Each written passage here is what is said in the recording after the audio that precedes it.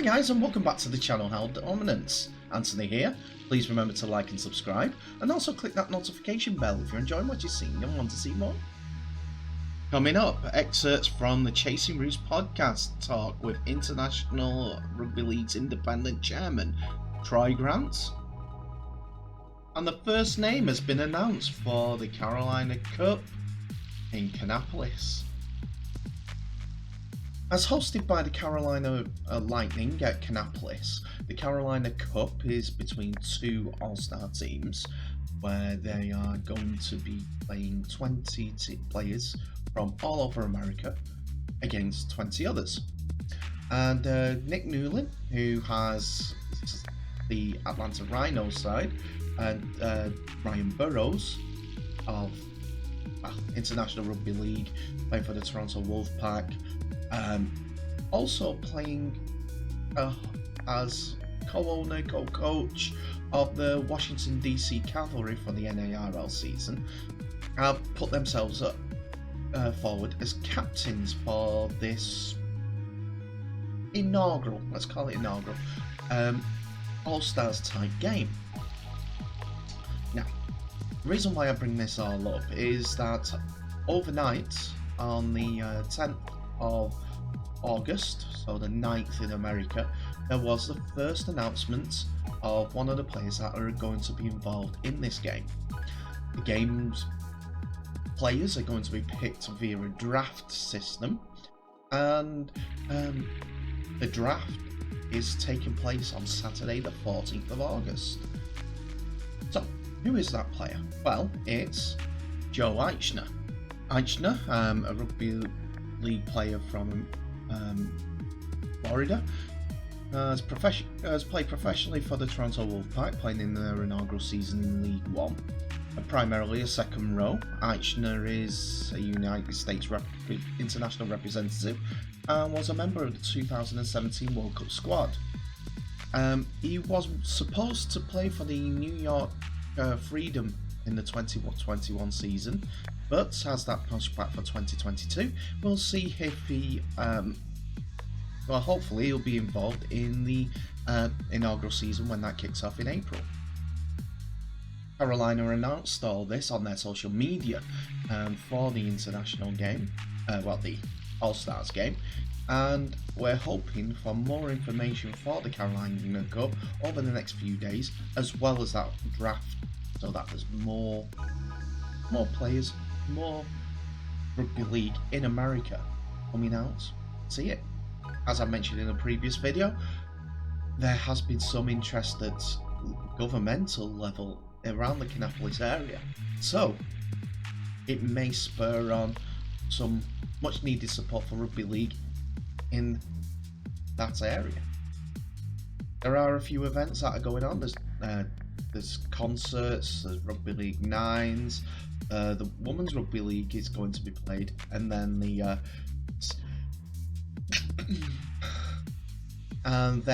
men's game kicks off at 6 PM, and as far as we know, it's going to be streamed on social media somehow for us to all enjoy this fantastic event.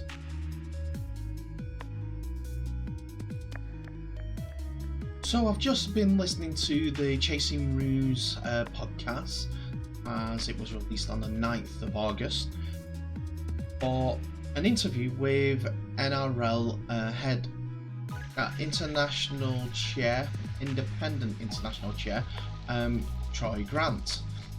Grant was talking about the 2021 World Cup and his future visions towards the 2025 and the 2029 World Cup. So, he was asked the question straight off the bat: did Andrew Abdo warn of the participation of Australia and New Zealand being pulled 6 months ago?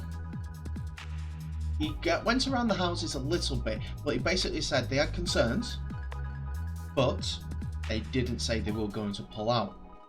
There were 3 tiers that they were going to offer. Gold, go ahead, not a problem. Silver, reduced numbers of crowd and participants in the World Cup. And a bronze level, postponed. This was all offered by World Cup 2021 chair John Dutton. He has been all around the world, basically, John Dutton, trying to get this Rugby World Cup on in some form or the other, and got commitments from 15 out of the 16 teams. Well, initial commitments, which could be backed out of before the 31st of July. That's when New Zealand decided to go back on their commitment. The other team that wasn't committed was Australia, who was the 16th team. They also mentioned that concerns about the Delta variant of the COVID virus may not have changed the mind of the Australians or New Zealanders in regards to pulling out of the due to Australian workplace law. He did say that about 6 months ago it was Greg Peters that was of the New Zealand Rugby League that was the most vocal out of the two boards that may have stopped the participation of the World Cup, but he did sign the conditional letter of intent to be involved, so there was some positives in that front. Going off, when the Australians and New Zealanders made it aware that they weren't going to be participating in the World Cup, 2 team replacements for each of the men's and women's World Cup were being identified, and also one for the wheelchair team. World Cup even. The first option was the next 2 teams in the qualifying process, saying it more likely be America, because they lost the playoff against Cook Islands, so they would probably be one of the team would come in, as well as I think it was Serbia. That was the next team in the group where Greece and Italy played each other to get qualification. Anyway, that was option 1. The second option was the Indigenous and Maori teams to come in as a replacement. And the Indigenous and Maori teams may have been the second decision, but still feel like that they were honouring the qualifying process if they were let in instead of any other member nation.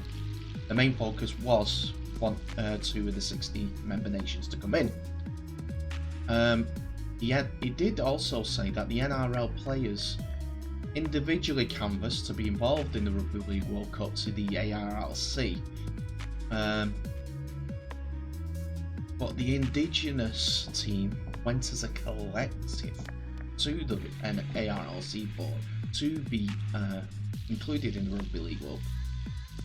But they must state strenuously that there was no decision on any team being a replacement team for the Rugby League World Cup before the postpone counts. No discussion. We saw John Dutton in the Sky survey on one of the games last week before the postponement, but there was no decision made in regards to that. That was just Sky Sports' own preference.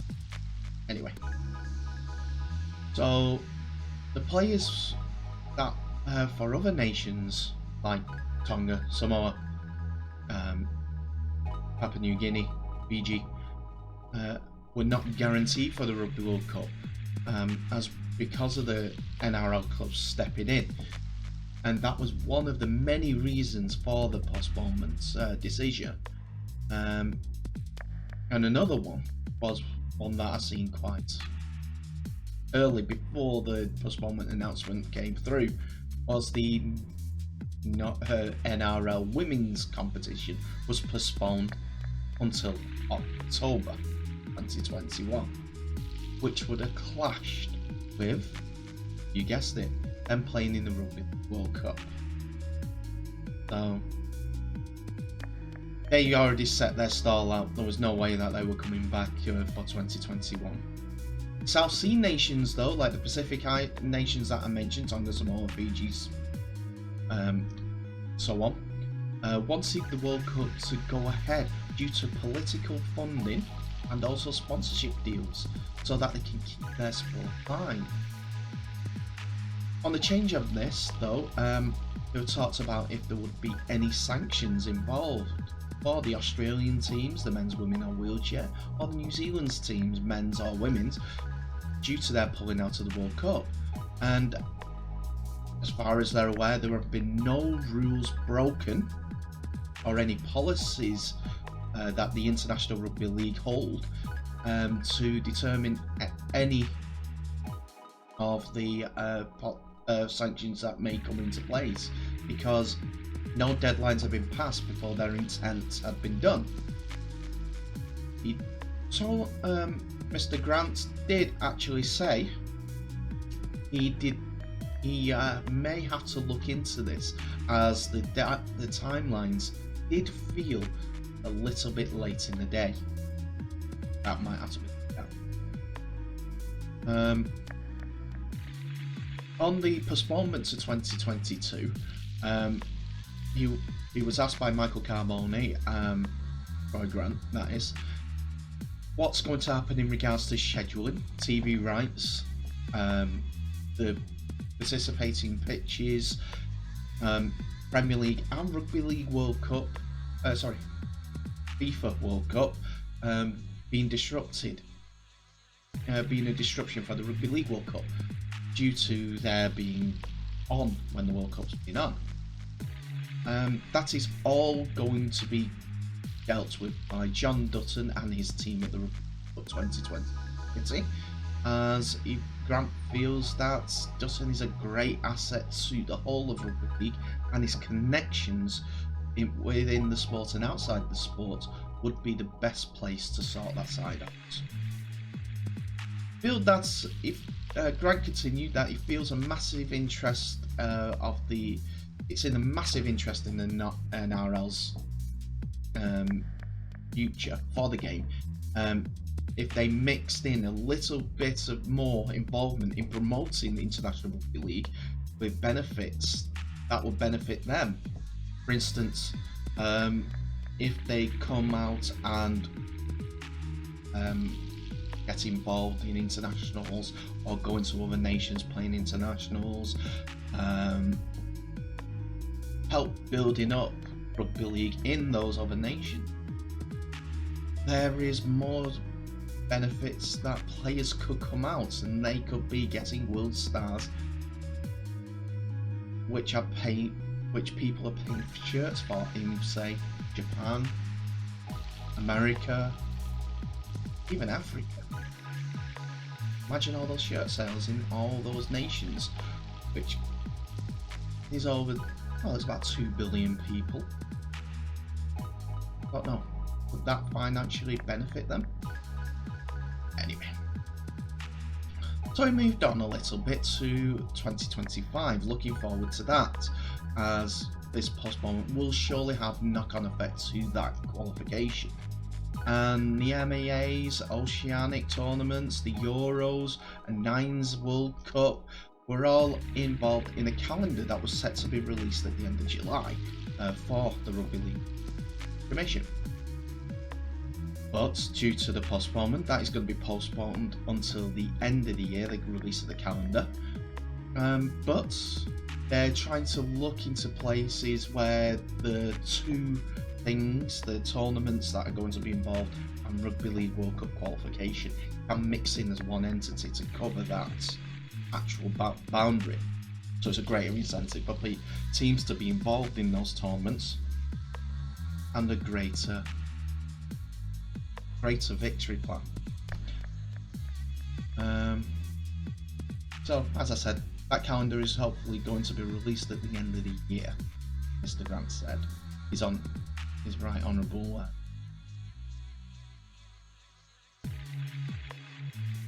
Next, he talks about USA Rugby League in some depth, as he's aware of the issues with the three leagues and how two have come together on the recent days, but the focus on going towards the NARL has been still a little bit fraught.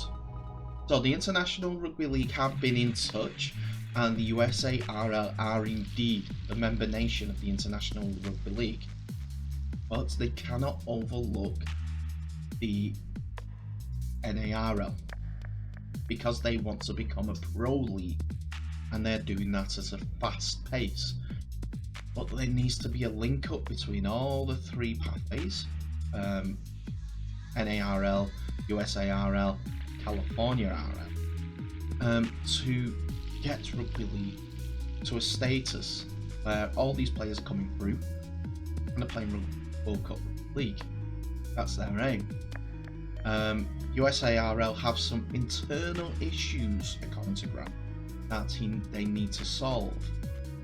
So it needs a little bit more unification. Don't get me wrong, he did say that there's no opposition to an NARL at the pro level. From International Rugby League, USARL or California RL.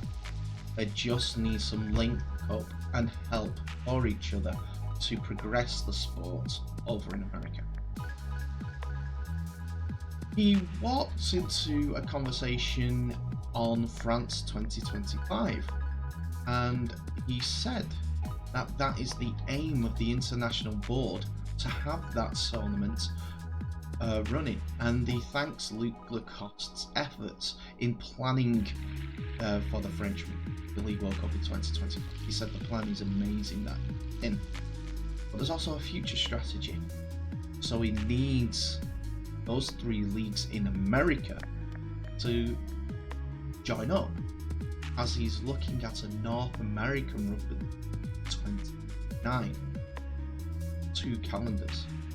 Now that is 7 years away after the World Cup. He wants though to improve the technical support for coaching and grassroots in all those nations: America, Canada, Jamaica, and the fledgling leagues. So Grant actually approached France after a meeting with 3 Rabbitoh chiefs, including Wayne Bennett, for a second nation in the Northern Hemisphere for a stronger competition between England, France, and Super League. Continuing on that front, he went to the French consulate with Wayne Bennett. Fortunately, the consulate is a Roosters fan. So to give an idea of what they wanted to do for France and have them involved in the 25 World Cup, and the consulate give their backing. So that's when Troy Grant approached Luc Lacoste for getting the French World Cup up and running. So the idea for this, to get more interest in the sport, is to have 4 World Cups involved: the men's, the women's, and the wheelchair, being all joined by a youth World Cup, plus a stronger PDRL competition. Yes, that would mean 5 World Cups, but at this time you need a bit more of that. They're trying to get an answer from the French government component for the backing, to commit to backing by October 2021, and is hopeful that the COVID issues for this 2021 competition not being an issue due to the success of other sports events such as the Euros, the Olympics, and also touring nations in cricket and things like that. He is very, very mindful because the World Cups for Rugby League have been going since 1956, and cricket is 1984, rugby unions is 1998, and there seems to be getting a bigger acclaim. So they need to look into what those sports have done to get themselves promoted into that. With all this publicity, they're saying is no publicity is bad publicity. it has gained more awareness for rugby league in the fans' eyes and the Rugby League Cup. So in the next 12 months, they're looking to benefit and improve the final financial position of the 2021 World Cup so that they can promote it a bit better. On the international front again, Grant has been looking into getting Pacific nations to play in rugby league in Europe, help grow rugby league in different nations.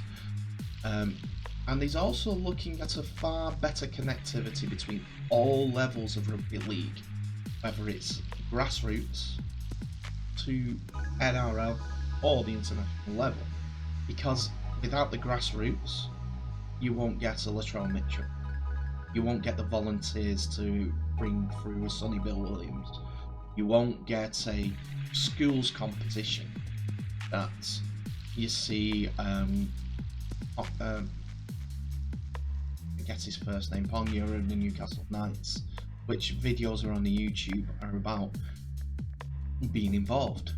So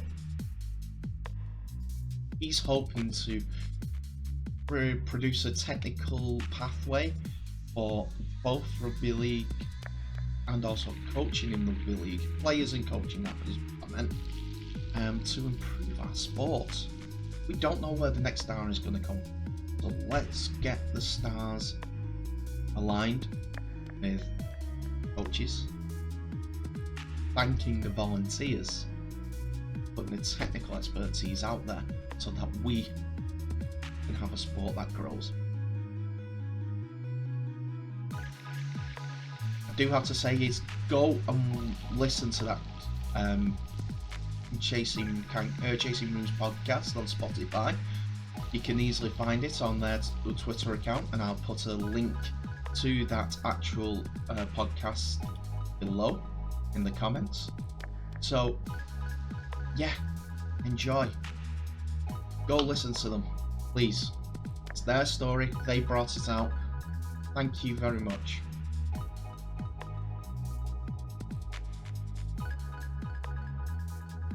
So that's it for another video, ladies and gentlemen. Thank you so much for watching.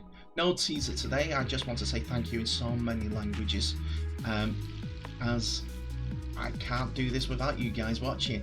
Thank you so much for watching. Keep watching, keep sharing, keep subscribing. I love you guys. Thank you. I want you to stay safe. All the best, and I'll see you in the next one.